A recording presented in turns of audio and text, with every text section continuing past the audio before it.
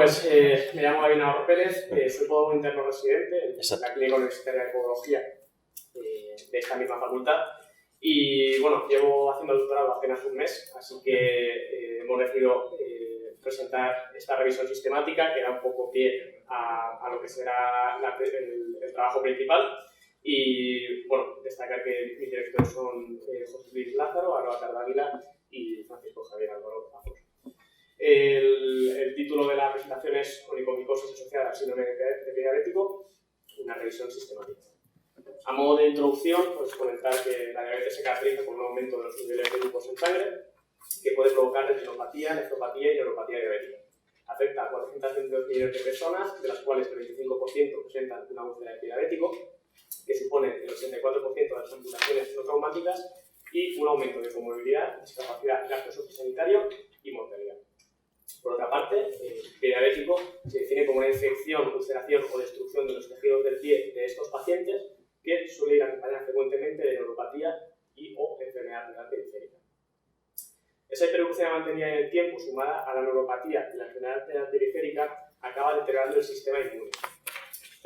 favoreciendo así las infecciones tanto bacterianas como fúngicas, fungueales y cutáneas. Es por ello que un tercio de la población diabética presenta onicomicosis y tiene un 3 veces mayor riesgo de presentar. La onicomicosis es una infección fúngica de las uñas que afecta aproximadamente al 4% de la población mundial y que supone hasta el 50% de las patologías fungueales. Los signos clínicos más comunes son el engrosamiento, la eritematosis, la depuración y la onicolisis, y como factores de riesgo más frecuentes son la edad avanzada, la morfología anormal de las uñas, factores genéticos, el calzado, la inmunodeficiencia y la enfermedad renal periférica. Está causada por diversos patógenos, pero los dermatocitos son los causantes del 90% de las onicomicosis y dentro de este grupo el Trichofitum rubrum, que es el responsable del 70% de las mismas. En cuanto al diagnóstico, puede ser clínico, siendo la onicomicosis distrófica total la más severa, y también puede ser mediante pruebas como la KOH, que tienen resultados instantáneos pero con una menor especificidad, y con pruebas como el cultivo y la PCR, que presentan resultados más tardíos y un coste más elevado, pero una mayor especificidad. Debido a que no hay revisiones sistemáticas respecto a la prevalencia de onicomicosis, las herramientas de diagnóstico y los factores de riesgo asociados al pie diabético, decidimos realizar esta revisión para ver si existe asociación entre la diabetes y los factores de riesgo y sus comorbilidades con una mayor prevalencia de onicomicosis. Destacar que se siguió el checklist de la guía Prisma para realizar esta revisión, el checklist de la guía Strobe para analizar la calidad de los estudios observacionales incluidos, y destacamos que esta revisión está publicada en la revista Micosis, que es un cúmulo en dermatología con un factor de impacto de 4,9. La búsqueda se realizó en octubre de 2022 en las bases de datos de PANDA y Scopus con los términos onicomicosis y diabetic foot, con los estudios en inglés, español, francés y alemán. Se incluyeron aquellos estudios que se muestran en pantalla, con los criterios de inclusión, aquellos estudios que hablasen de la prevalencia de la onicomicosis en diabetes, diagnóstico o tratamientos, hombres y mujeres de cualquier edad, estudios tanto retrospectivos como prospectivos, en los idiomas que he comentado, y de los últimos 20 años.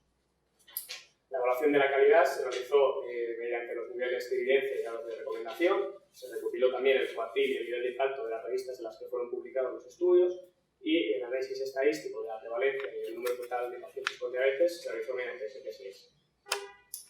Finalmente, encontramos 251 estudios, de los cuales excluimos 171 leyendo título y resumen. De los 90 que leímos, excluyeron 80 por no cumplir los criterios de inclusión o presentar datos insuficientes, y finalmente se incluyeron 10 estudios. Estos 10 estudios fueron publicados entre 2006 y 2021, con un total de 5.664 pacientes, de los cuales la mayoría presentaban diabetes tipo 2.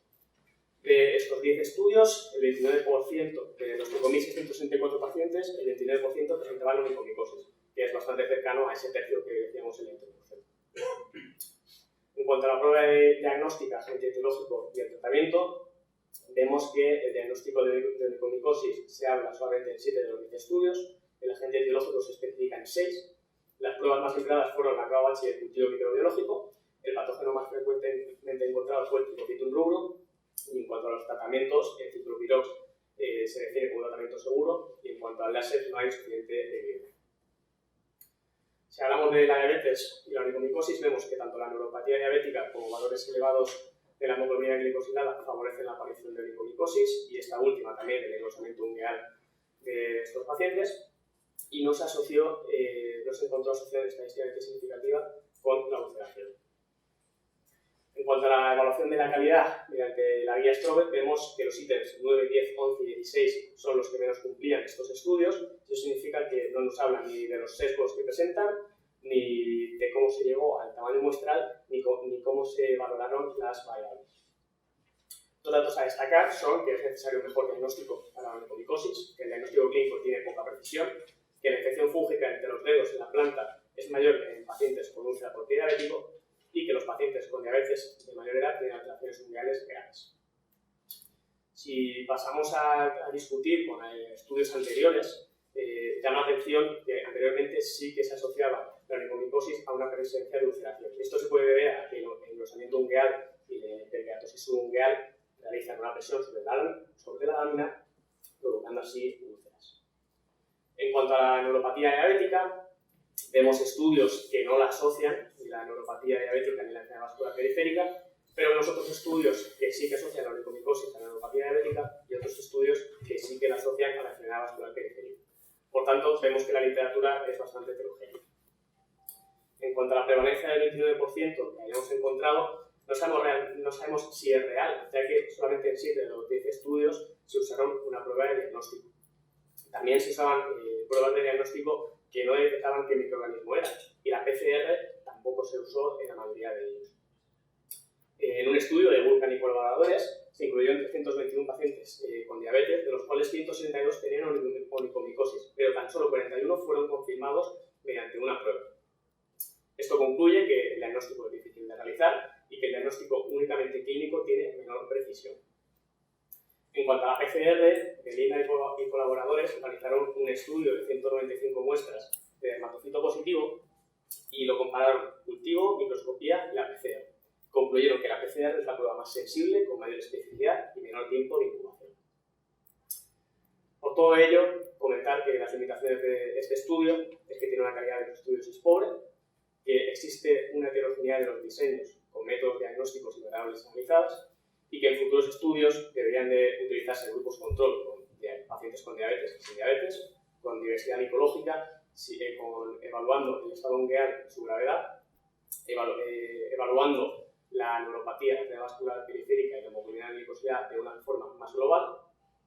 y realizando un correcto diagnóstico de la onicomicosis con pruebas válidas como la PCR. Todo ello nos lleva a plantear la tesis doctoral que realizaremos, que lleva por título Diversidad micológica y su influencia en los resultados del manejo en onicomicosis del pie en pacientes con y sin diabetes mellitus. Para terminar la presentación, leo las conclusiones de la revisión sistemática, y es que la información descrita en la literatura es insuficiente, que la información descrita en la literatura es muy heterogénea en cuanto a la asociación con los factores de riesgo o comorbilidades como la neuropatía, la enfermedad vascular periférica, la hemoglobina glicosilada y la ulceración en pacientes con pie diabético frente a presentar onicomicosis,